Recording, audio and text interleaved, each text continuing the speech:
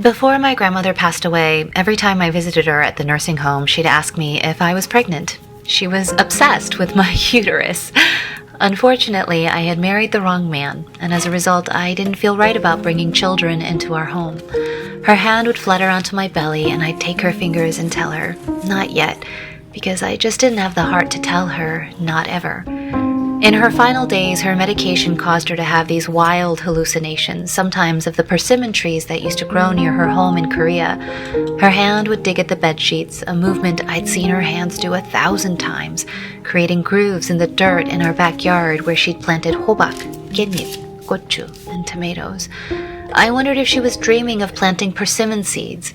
She often uttered in her delirium, "The persimmons are so big, Sunbi."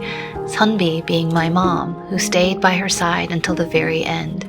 Sunbi, in fact, was the largest persimmon on my grandmother's tree, the one who flew all the way to America, bringing with her some of Halmoni's smaller persimmons, my aunt and uncle, until they all planted their seeds here in Chicago, giving birth to even more kam to place in my grandmother's wrinkled hands. After my grandmother died, I got a divorce and married a man with whom I'd gladly have children, but by now, my own body is the impediment.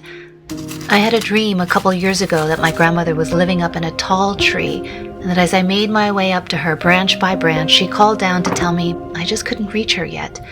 I woke up smelling my grandmother's breath, sweet and pungent. My brother had a son just a few years ago, and I like to think that maybe this is good enough for both of us. That Halmoni is resting up there among the gilded leaves, devouring an August kam while watching the seeds she planted with so much love reach their arms up into the orange sky.